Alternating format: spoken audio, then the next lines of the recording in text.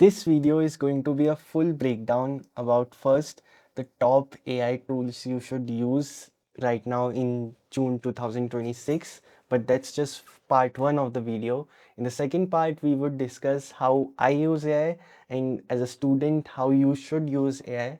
And the third part is AI making you dumber and in what cases you should not use AI and so on. So let's get started. So first of all, I want to preface this video by saying that using AI in your daily workflow is a necessity in 2026. तो ये नहीं बोल सकते कि like I don't like AI or it's just a fad or I'm concerned about data privacy or plagiarism ethics. But to keep up where the world is heading, you need to use AI. So now let's talk about the top AI tools that I personally use and you should also use. And first of all, we'll talk about the free AI tools. Now, when we talk about free, most of the top model providers, whether it's Gemini, ChatGPT or Claude, they all provide a free version, but what you get on the free tier is much worse compared to the pro tier. But there is important catch. For example, if you'll use Claude on free tier, like you'll instantly hit rate limits. It won't let you use their frontier model. So free experience of Claude is pretty bad. So if we're just talking about free tier usage, then I think Gemini takes the lead because you can use their pro models on the free tier, you can use deep research on the free tier, and their rate limits is slightly better. And the best part is if you are a student, Google keeps on running these student related schemes all the time where you'll sign up with your university ID, you'll get 1 year of subscription free. I also enrolled that in last year and I'm still having that AI Pro subscription. So I don't think that specific program is running, but they keep on running programs. Maybe you will get the Google AI Pro subscription for free. And honestly, I also got another Google AI Pro subscription because I use a Geo SIM. So they also gave me a 1.5 years worth of free Google AI Pro subscription, which consists of Google Flow credits, which is their video generation model. It consists of 5 TB of storage per account. So now I have two Google Pro subscriptions. So I have 10 TB of storage. That's like if you'll buy like 10 TB of SSD, it's going to be an insane amount of money. And now I have that running all the time and I have used like 500 GB of it. And I'm not gonna use it. So it's just like Google has for some reason insane money and they just throw away these things. So maybe if you're smart enough, you can get the pro subscription, and after that you'll get unlimited access to Gemini 3.5 Flash and Gemini 3.1 Pro, which is their frontier model, and also Nano Banana Pro, which is their image generation model, and it's really good, and also Veo 3.1. Obviously Google did not sponsor me, I'm just telling you because there are free schemes running of Google. So being a student, we are on a budget and you can't spend $200 on a Claude Max plan. Now, अगर वो free वाली जुगाड़ नहीं हो पाती है, then there is a middle way of not paying like insane subscription amount for Claude or ChatGPT Pro. You can actually get open source model credits. So there are tons of Chinese AI models like DeepSeek and Kimi that are like at 90% of level of Claude Opus 4.8, but they are like 10x cheaper. So you won't get the frontier intelligent, but you'll get almost that level of intelligent at 10x the cheaper price. So for example, you can go to Kimi's website and get API credits, or you can go to DeepSeek website and get API credits. Once you have that, you can just connect it to your terminal, you can connect it to open code agent, you can connect it to your IDE and start using almost frontier intelligence for a much cheaper price. Guys, the reason I make all these detailed breakdown is to simply lay out all the information so that you can make the best decision for yourself. And today I want to talk about a platform that precisely does that so that you can pick the best online university. Yes, I'm talking about College Vidya, which has more than 100 online universities listed on their platform. And they are across disciplines, be it engineering, mathematics, commerce, and so on. And the best part about this is that they have this compare feature where you can compare two universities on the basis of fees, placement, syllabus, and so on. Not not to mention, all of this information is verified and the institutes are UGC approved. It's important to make a crucial decision like picking a university for yourself based on facts and not an opinion of some random YouTuber. And on College Vidya, you can research further by contacting career development advisor or directly contacting the university support. I've placed College Vidya's website link in description. एक बार check out ज़रूर करना. And now let's get back to the video. But honestly, if you're a power user and you already have an AI first approach to things, investing in a ChatGPT Plus or Claude Pro subscription for $20 a month might be worth it, because we've reached a threshold of capabilities where these models provide a substantial level of improvement to your productivity. So again, this applies to like maybe a few 5% of students. For 95% of the people, the free tier is more than enough. With the subscription, you can use Codex, which is an autonomous agent at this point, because unlike ChatGPT, if you give it a task, it'll keep on trying and trying till it completes it. It has your local machine access. It can use your compute, use your storage, use your resources and get shit done. So Codex is insanely good. Another thing I use is Claude for browser. So if you have a repetitive task, like you have Excel sheets or something boring which is structured, it's just time intensive, most probably Claude browser would be able to do it. If you want to fill a long spreadsheet, just give Claude browser the context. It'll browse, it'll have entire access to your Chrome.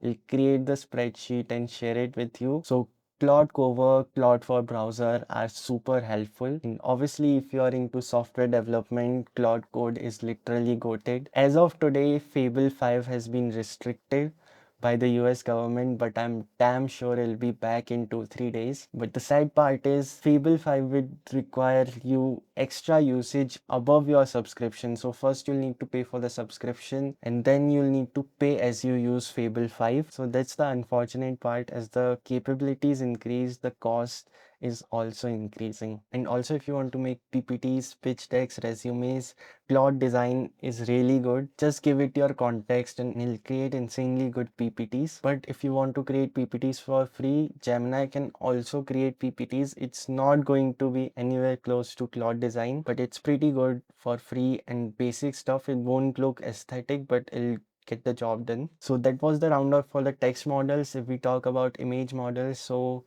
I think it's a tie between Nano Banana Pro and GPT image generator, the latest GPT 5.5 image generator. Even though on paper GPT 5.5 image is much better, it's really convenient to use Nano Banana Pro. Like, it's so good at image editing and not messing around the other part of the image. But at certain tasks, GPT image is much better. So you can use both of these models and you don't need to use any other model for image generation. For video generation, there are tons of models and tons of competition, but everyone knows the best is Seedance, but it is insanely expensive. But if you have Google Pro, you can use Gemini Omni, which is not as good as Seedance, but it gets the job done. Okay, so this was the AI tools roundup. Most of the people know which tools exist, but the important part is how you actually use them and how you integrate it into your workflow. And I have a simple rule in my life, like I did not make it,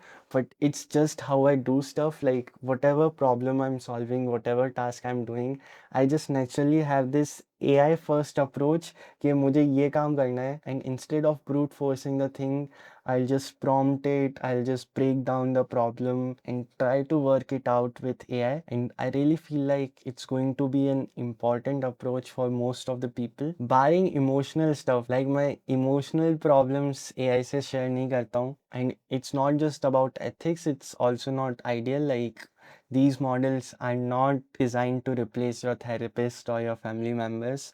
So apart from emotional stuff, so any technical problem, I'll make sure I have AI as my companion. And for it to be your best companion, you need to give it insane amount of context about yourself. So I would advise you to create a context document of yourself. So everything about you, whatever you're working on, whatever you've worked at, whatever your interests are, create a knowledge base, create it as detailed as it can possibly be, and it should be getting updated as you learn new stuff, as you work on more stuff. Unless it has your specific insights, your knowledge, your context, it'll give you generic outputs. And the only way to save yourself from generic outputs is giving it insane amount of context. So abhi se you can start whatever AI model you're using. Just dump all the data you have. Don't dump confidential information or very personal data of yours. But apart from that, like work related stuff, just dump all of it in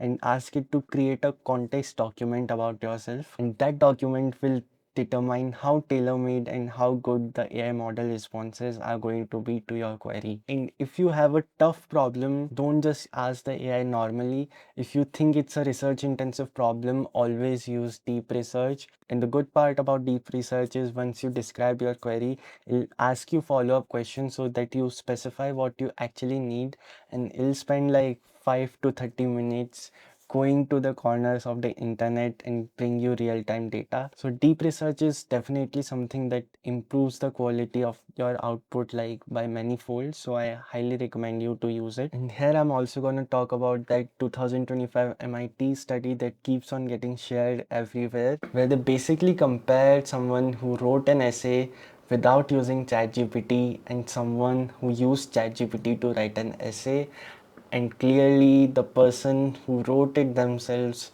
showed much higher connections than the person using ChatGPT. And the one using ChatGPT had the lowest sense of ownership of the essay, and they could not recall a single sentence from the essay. So this is a clear case of just copy pasting the output, which is obviously not a good use case. Like it makes sense if you're doing something really boring which you don't care about and you just want to get it over with. Maybe it's a boring automated email and you want to reply it, you can use ChatGPT. But if you are studying something that you are really curious about and you want to write a essay on it or something along those lines, in that case it makes no sense to copy paste an essay. Like it's obvious you haven't learned anything in that case about some, but if you're actually curious about something, AI can help you understand it really quickly and really deeply. Like at this point you can upload any research paper, any book, any document you have to the AI model and you can ask super meta questions about it. And in this case also you are using ChatGPT, but in this case if you'll ask it questions yourself and distill what you've learned into an essay, you'll probably get to it much faster than the person who's not using an AI at all. And I'm sure you'll retain that knowledge because you ask questions and then you distill the knowledge. So you've definitely picked up patterns from it.